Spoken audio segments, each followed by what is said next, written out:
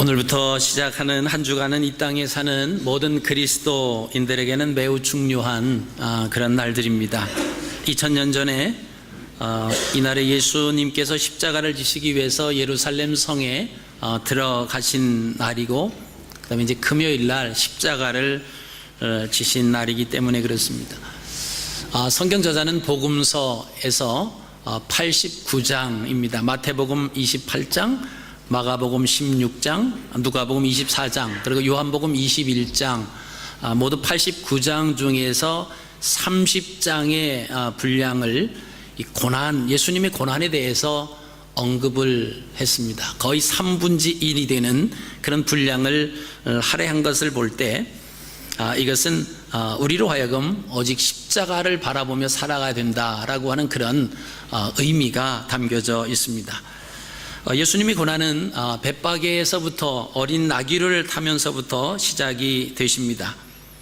그래서 이 날을 우리가 고난주일 이렇게 부릅니다. 사람들 중심으로 본다라고 하면 이 날을 또 우리가 종려주일 이렇게 일컬으기도 합니다. 많은 사람들이 종려나무 가지를 흔들면서 환호를 했습니다. 그래서 종려주일이다 그렇게 우리가 부르기도 합니다. 유월절을 지키기 위해서 많은 사람들이 예루살렘 성으로 입성하던 그 무리들이 행했던 그 이야기들, 사람들 편에서 보면 종려주일이고 하나님 편에서 보면은 고난주일이다라고 하는 것입니다.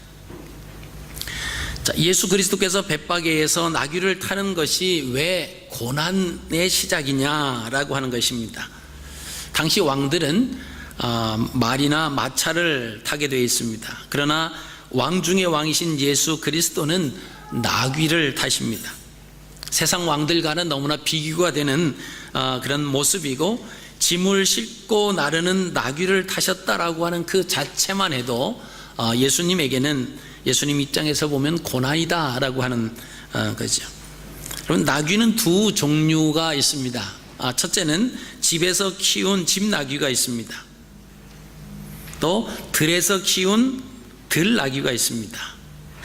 들나귀라고 하는 것은 들에서 자기 마음대로 뛰노는 길들이지 아니한, 주인의 통제를 받고 자라지 아니한 나귀를 가리켜서 들나귀다 그렇게 이야기를 합니다. 성경에서는 하갈이 낳은 아들 이스마엘을 가리켜서 들나귀라 이렇게 표현을 한 것을 우리가 창세기 16장 12절에서 볼 수 있습니다. 이는 말씀으로 길들여지지 않은 사람이다 라고 하는 뜻입니다. 그런가 하면 두 번째로 집에서 키운 집나귀가 있습니다. 집나귀는 주인의 의도에 따라서 주인이 사용하기에 편리하도록 잘 길들여진 나귀를 말합니다. 그래서 들나귀와 집나귀는 차원이 다릅니다. 주인의 의도를 묵묵히 알고 움직이는 것이 바로 집나귀입니다. 그런데 예수님께서 타신 나귀는 들나귀가 아니고 집나귀였다라고 하는 것입니다. 왜 집나귀를 타셨는가라고 했을 때, 이는 이스라엘의 잃어버린 양을 찾으러 이 땅에 오셨다라고 하는 그 사실을 암시해 주고 계십니다. 당시 사람들이 탈 수 있는 짐승은 여러 가지 짐승이 있었는데 왜 하필 나귀를 타셨느냐? 여기에는 굉장한 의미가 있습니다.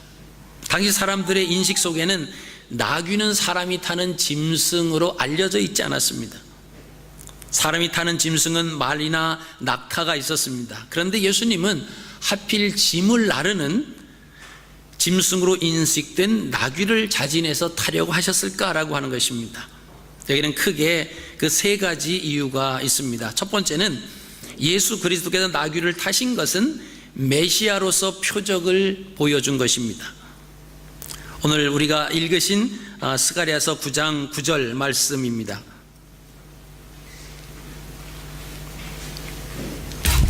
우리가 9절 말씀을, 오늘 본문 말씀을 읽으시면,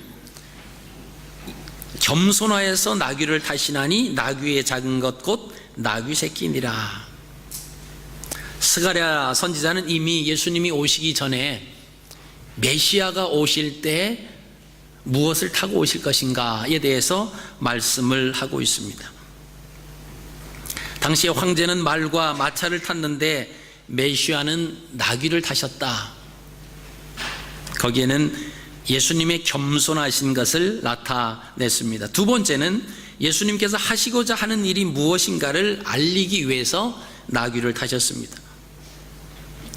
성경 땅에서 살아가는 사람들은 나귀가 하는 일, 그곳에서 사는 사람들은 누구나 잘 알고 있었습니다. 자, 우리는 밭을 갈았다 라고 하면 밭을 갈 때 떠오르는 동물이 있습니다. 그 동물은 소지요. 짐을 실었다 라고 했을 때 우리는 짐을 묵묵히 싣고 운반하는 그 달구지에 짐을 싣고 가는 짐승하면 소를 생각을 합니다. 그러나 이스라엘 사람들은 짐을 졌다 라고 하면 나귀를 생각합니다. 짐을 날았다, 무거운 짐을 졌다 라고 하면 우리는 소를 생각하는 것처럼 이 히브리 사람들, 이스라엘 사람들은 나귀를 생각한다라고 하는 것입니다. 그러니까 예수님께서 나귀를 탔다라고 하는 것은 짐을 지시기 위함이다 라고 하는 것을 그들에게 상징적으로 나타내고 있다라고 하는 것입니다. 근데 유대인들은 무지에서 예수 그리스도께서 왜 이 땅에 오셨는지, 그리고 왜 나귀를 타고 예루살렘 성에 입성하셨는지 자체를 알지를 못했습니다. 그러니까 그들은 제자들조차도 알지 못해서 천국에서 누가 큽니까? 여러분, 이 말은 천국에서 누가 크느냐라고 하는 말로 시작을 했지만 실상은 예루살렘 성에 예수님이 입성하셔서 로마의 지배를 받고 있는 그 로마의 권세를 물리치시고 명실공히 이스라엘의 왕이 되실 때, 그때 누가 그 높은 자리를 차지할 거냐라고 하는 이 예수님의 제자들 사이에 다툼이 있었다라고 하는 것입니다. 그러니까 예수님께서 지금 예루살렘에 들어가시는 것은 제자들조차도 정치적인 메시아로 예루살렘을 입성하신다라고 생각을 하고 있었기 때문에 다툼이 일어났다라고 하는 것입니다. 그 당시 사람들은 예수님께서 이 땅에 오신 사실을 알지 못하였기 때문에 그 사람들을 보면서 예수님이 좀 섭섭한 그런 표현을 하신 것을 우리가 보시게 됩니다. 요한복음 6장 26절 말씀을 보시면 너희가 나를 찾는 것은 표적을 본 까닭이 아니요 떡을 먹고 배부른 까닭이로다.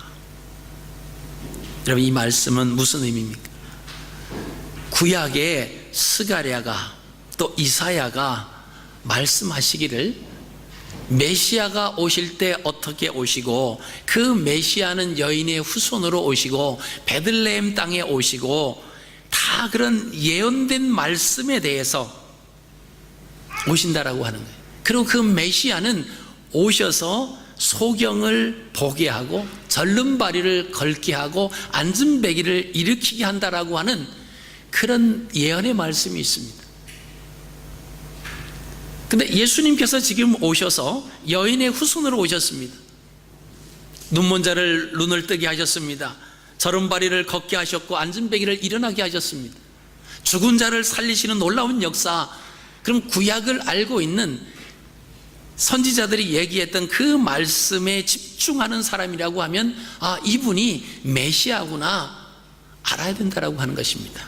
근데 예수님께서는 표적을 본 까닭이 아니요 떡을 먹고 배부른 까닭이다. 이 말씀은 너희가 나를 찾는 것은 내가 메시아이기 때문에, 구원자이기 때문에, 죄의 문제를 해결하는 자이기 때문에 찾는 것이 아니라 오직 떡을 먹고 배부른 까닭이다. 그렇다면 사람이 짐승과 다를 바가 무엇이 있느냐라고 하는 그런 섭섭한 마음의 표현이 바로 요한복음 6장 26절 말씀입니다. 그러면서 27절에 썩는 양식을 위하여 일하지 말고 영생하도록 있는 양식을 위하여 하라.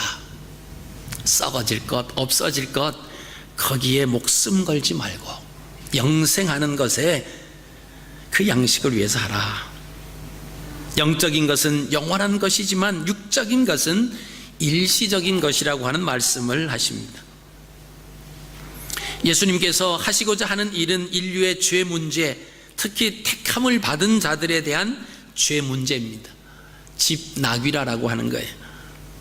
그것을 해결하시기 위해서 사실은 오셨습니다. 그래서 마태복음 11장 28절에 수고하고 무거운 짐진 자들아 다 내게로 오라 이렇게 말씀을 하셨습니다. 여러분, 우리가 이 땅에 살아가면서 가장 무거운 짐이 어떤 짐이라고 생각하십니까? 우리가 살아가면서 느끼고 있는 짐 중에 가장 무거운 짐, 아마 세상에 있는 아무리 무거운 짐이라고 해도 죄의 짐만큼 무거운 짐은 없습니다. 왜냐하면 사람에게 있어서 가장 무거운 짐은 죄의 짐입니다. 그 짐은 누구도 그 짐을 벗어날 수가 없어요. 해결할 수가 없기 때문에 그렇습니다. 그 짐을 해결하지 못하면 목숨을 이어갈 수가 없어요. 그렇기 때문에 사람들에게 가장 심각한 짐이 있다라고 하면 죄의 짐입니다. 그래서 예수님께서는 사람들을 초청하시는 것, 수고하고 무거운 짐진 자들아 다 내게로 오라. 여기서 말씀하시는, 예수님이 말씀하신 그 짐이다라고 하는 것, 무거운 짐이다라고 하는 것은 죄의 문제를 의미합니다. 근데 우리는 죄의 문제를 보다는 인생의 문제, 삶의 문제, 자녀의 문제, 건강의 문제, 이 짐이 무겁다고 우리가 고백하지 않습니다. 그러나 정말 무거운 짐, 우리 스스로 해결할 수 없는 짐, 그 짐을 주님께서는 가지고 오라고 말씀하시는 겁니다. 그 짐 바로 죄의 짐이다라고 하는 것입니다. 예수님께서 누구도 해결할 수 없는 인류의 죄의 무거운 짐을 해결하시기 위해서 이 땅에 오셨다라고 하는 것입니다. 이미 출생하실 때부터 그 언급이 있습니다. 마태복음 1장 21절에 아들을 낳으리니 이름을 예수라 하라. 이는 그가 자기 백성을 저희 죄에서 구원할 자이심이라.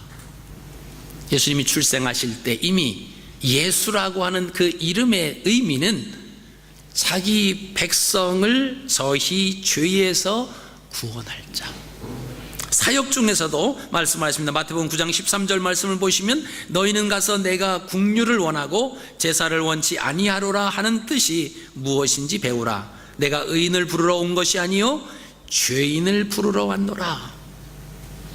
마태복음 26장 28절에 십자가를 지시기 전 유월절 식사 자리에서도 이렇게 말씀을 하십니다. 이것은 죄 사함을 얻게 하려고 많은 사람을 위하여 흘리는 나의 피, 곧 언약의 피니라. 마지막 주간에 직접 나귀를 타심으로 인해서 죄 문제를 해결하신다라고 하는 사실을 확인시켜주고 계시는 것입니다. 그렇기 때문에 우리가 이런 찬양을 부를 때 죄짐 맡은 우리 구주 어찌 좋은 친구인지 걱정 근심 무거운 짐 우리 주께 맡기세.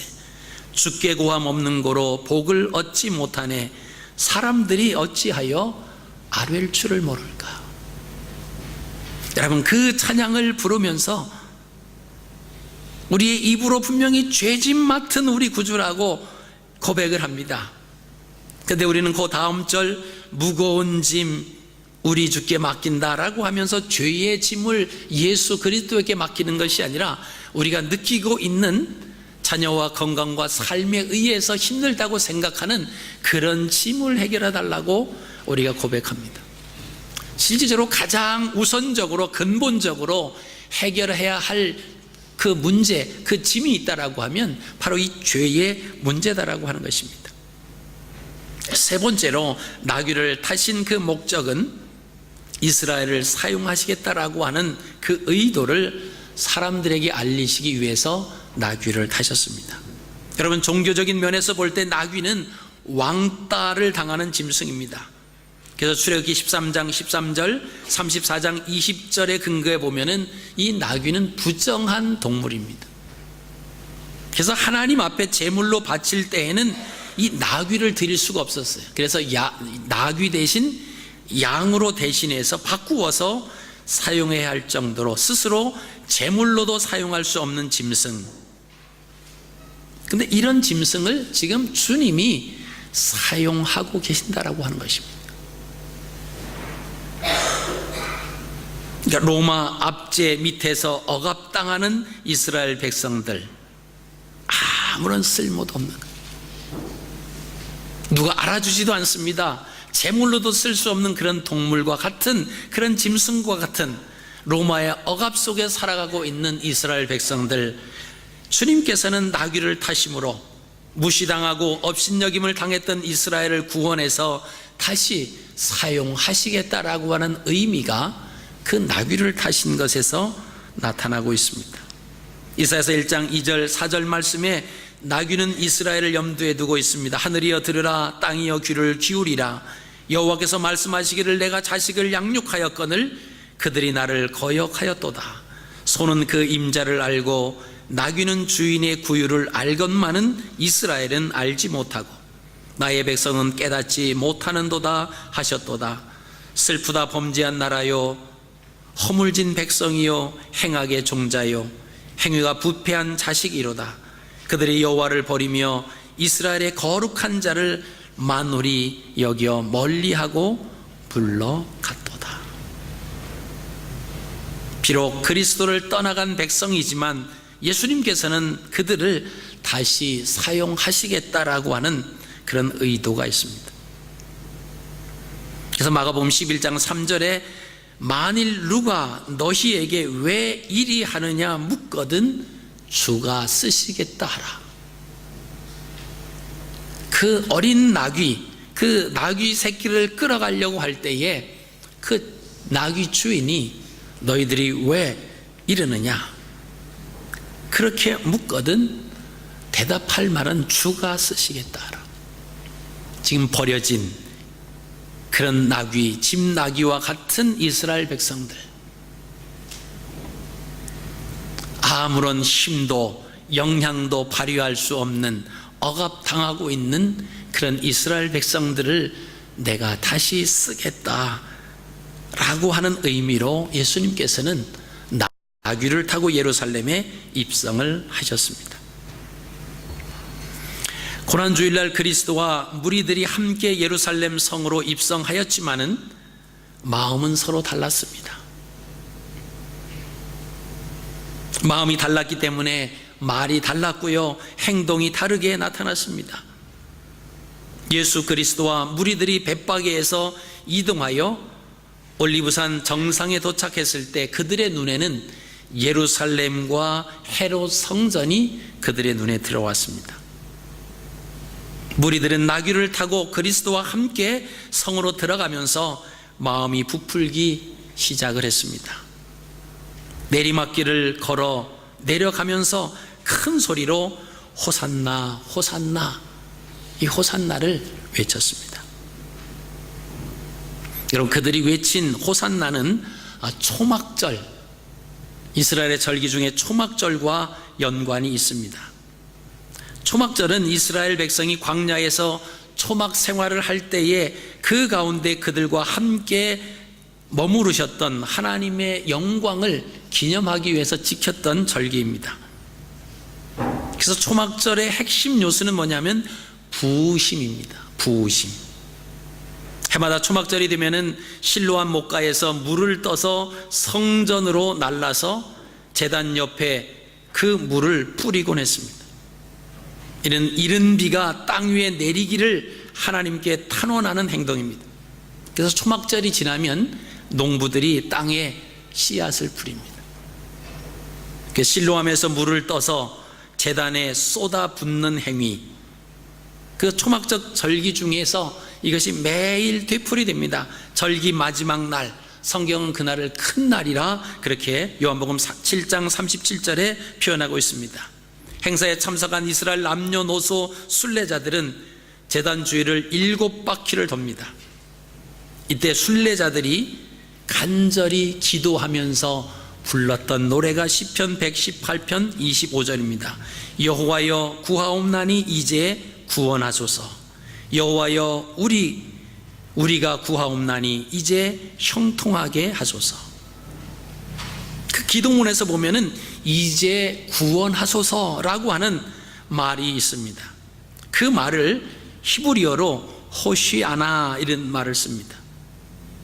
호시아나인데 우리가 말하는 호산나다라고 하는 그런 말입니다. 호산나는 물이 없는 버드나무를 의미합니다. 그래서 물이 말라서 비틀어진 버드나무 가지를 든 채 이스라엘 백성들은 제단을 돌면서 여호와여 제발 우리를 구원하소서라고 하는 기도를 합니다. 그 구원해 달라라고 하는 그 의미는 우리에게 비를 내려 주옵소서.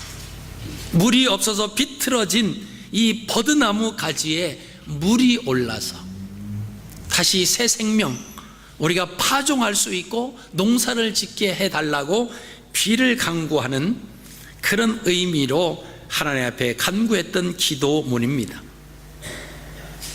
제사장들이 물동이를 실로암 못에서 성전으로 가져올 때 수많은 사람들이 그 행렬을 뒤따릅니다. 성전 뜰에는 이 모습을 보려고 사람들이 꽉 차 있습니다.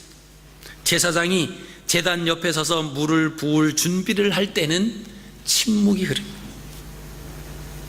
제사장이 물을 붓기 시작할 때 예수님께서 큰 소리로 외치셨던 것이 요한복음 7장 37절에서 38절 말씀입니다. 그 말씀은 누구든지 목마르거든 내게로 와서 마시라.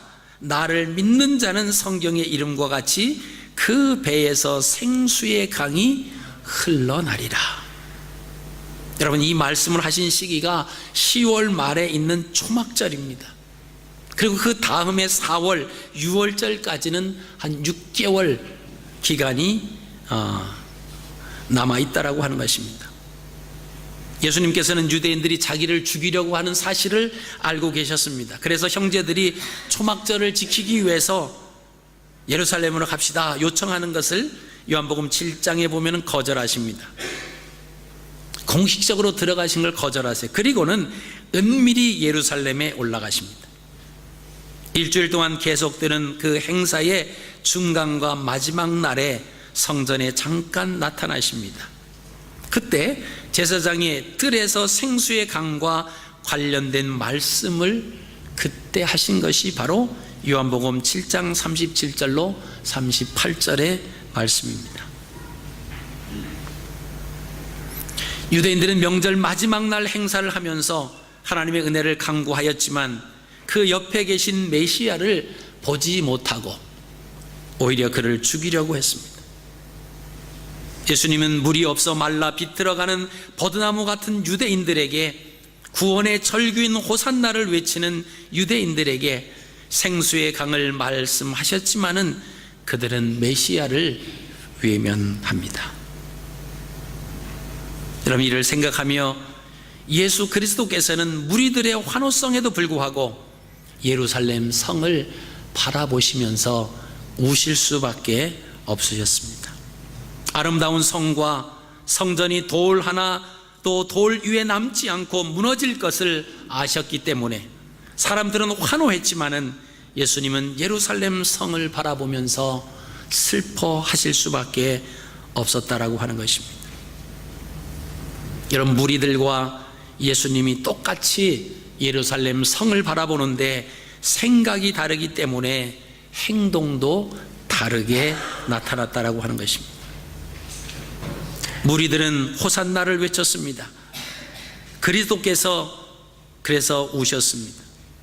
이것은 서로 마음이 다른 가운데서, 그래서 생각이 다르기 때문에 행동도 다르게 나타났다라고 하는 것입니다.